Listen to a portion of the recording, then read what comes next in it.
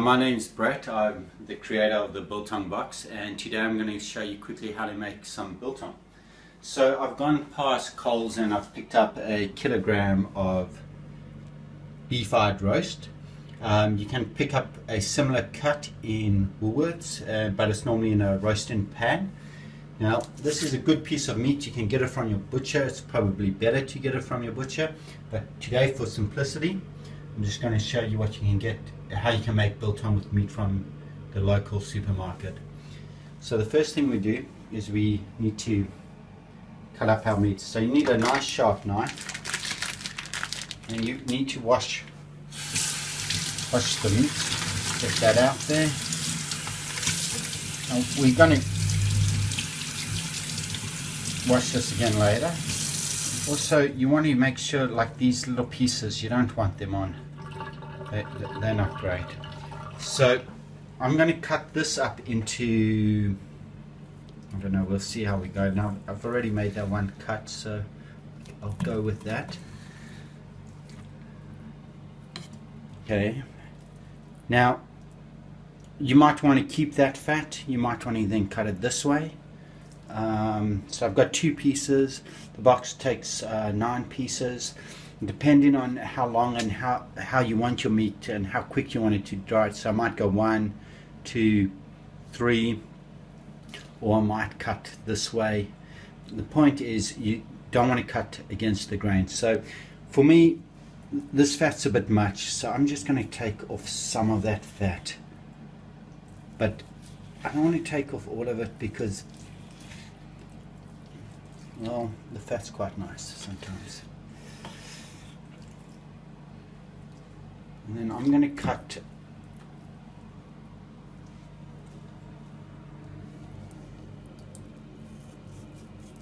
that. I'm going to cut with the fat, so I'm going to go over here.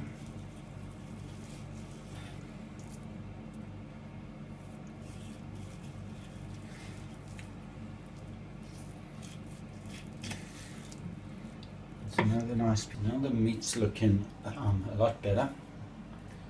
We're going to put this in some vinegar, and that will help with the preserving. But first I want to just give it one more quick wash and just pull off any of those extra pieces and get out as much of the blood as possible. You want to try and get these as even as possible. I haven't done a particularly fabulous job on getting them all the same size, but on the other hand it means some of them are going to dry quicker, so I can eat them sooner, so it's not the end of the world. Then we're going to make our vinegar mixture, and I'm going to use a plastic bowl.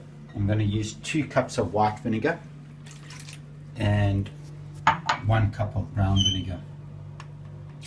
Now I've also added a couple of extras of Tabasco and Worcester sauce into the brown vinegar mix, just for a little bit of flavor, but that's entirely up to you. You can add soya sauce and things like that. Basically this will give it the first bit of a, basically like cooking in the brown vinegar. Now some people just sprinkle a little bit of brown, like vinegar, over it, but I live by the coast, and I just find that it needs a little bit longer in the vinegar to get that nice, great, quick, just get that pre-cook going. Now I'm going to put this in the fridge for a couple of minutes. Now how long you leave it in will depend on the amount of humidity around and things like that. We're in winter now. It's a drier time of the year, so I don't need to leave it that long. In summer I need to leave it, I'd say, up to about an hour. You can leave it overnight, but then the meat will start to taste like vinegar. But it depends also on how you make the biltong. If you make the biltong really dry, all that vinegar flavor is going to come out. But if you just leave it for an hour, that vinegar flavors out for probably on the 5th day. Yeah, so it's up to you.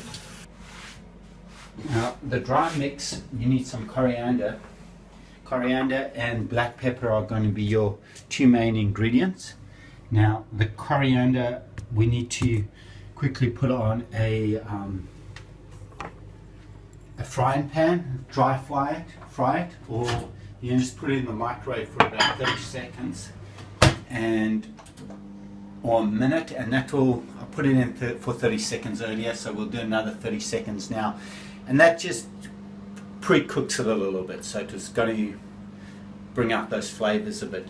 Then I'm going to add it to some ground pepper that I'm going to blend up. There's some ground pepper, and yeah, I'm going to just give it a quick crush, but we don't want to crush it too much, but that's about right. And I've also got some other dry herbs, some garlic, some chili, and also I've got 2 tablespoons of bicarbonate soda in here, which just helps with the preserving of the meat. So I'm going to put that. There's some secret spices which I've had from my old batch of biltong that I'm just going to add into here. Put all those in there and grab that coriander out.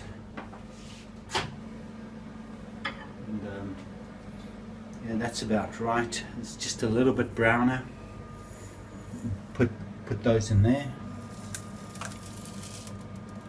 Okay, and then so I've got about a cupful of spices, but I find that I normally use a little bit more spices than I needed, because I'd rather just cover the whole biltong, and some of the spices fall off and you can reuse them. So I want to don't want to make it too fine. Okay, so next we got to take the meat, and we got to put some salt on it, and you want to use rock salt. You don't want to use salt that's too fine, because you don't really want to get the salt into, you don't want to absorb all the salt. So rock salt works nicely, and I use a dish with a bit of a lip on it, because then when the water comes out and the blood and all the juices come out, it is contained in there. So I'm going to just put a little layer there of salt, and then I'm going to get my mix from the fridge again. And so I think that's been about maybe 5 minutes, maybe less. You might want to go a bit longer, but that depends on you, and also, like I said before, the climate. So you can see it's already starting to, like, it's kind of a lighter color. So some of the main blood's out of that, and the vinegar is starting to take effect. So put that there, and actually I should start off with the big one. So let's put some more down here. I'll start off with the big one. I'll just cover it there.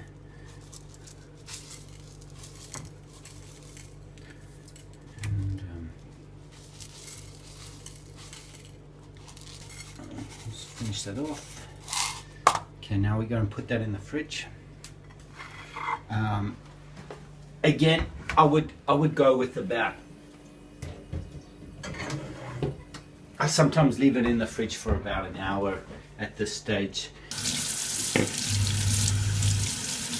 I did a batch of biltong last week, and we'll see how that turned out. I put this in on Friday. It's now Tuesday, so it's about 8 days ago.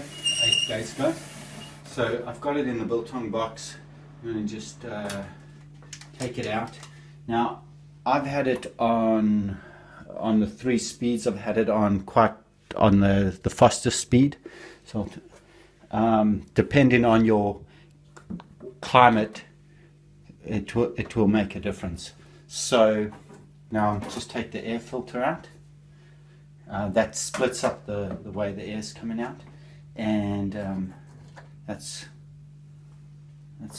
one result.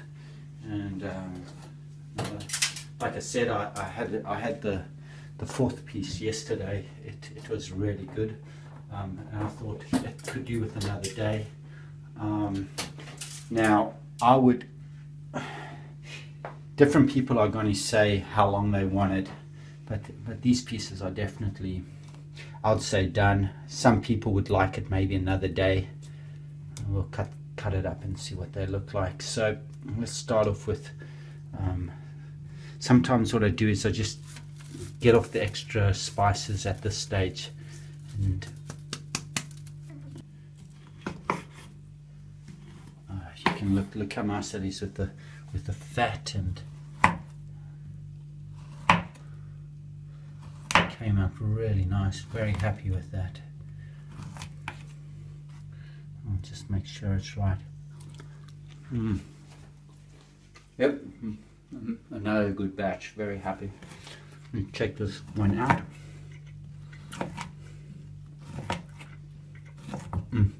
So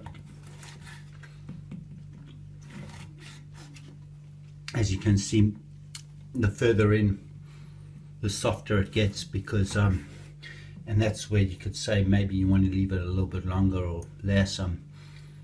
I know I like it like that. So anyway, I'm going to eat those later, otherwise I'm not going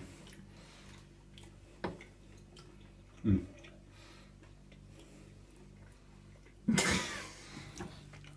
I got distracted. So I've left it about 15 minutes now, and you can see that we're starting to lose some of that liquid out, so that's better. Next we're going to wipe off the excess salt, and it just goes straight into the sink. So just grabbing off any loose bits while I'm doing this that might not help the drying process.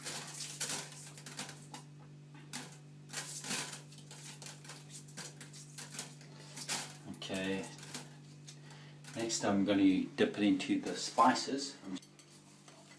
I want to get some of the thin stuff on there too.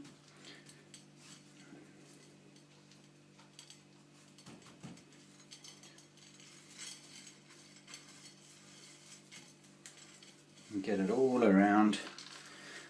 I like to get more spices and less on. Maybe should have ground this up a little bit more, but I do have some thin. There we go, that's better.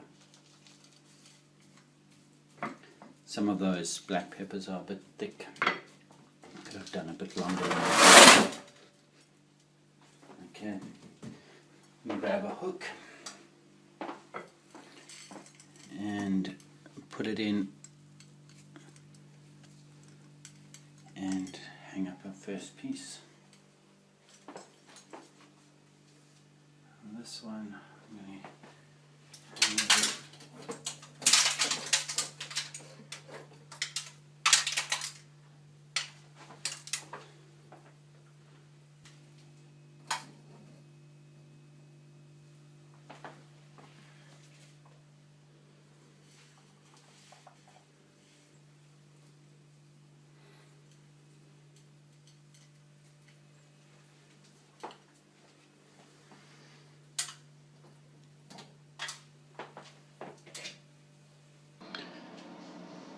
Okay, so we've finished loading up. We've got maybe a few pieces we just want to clean up. Sometimes it's filled up a little bit with water, and I just like to try and keep that clean. I only have to change it once, maybe twice during the whole week. And there you go. Ready to have as much biltong as you ever want. Enjoy.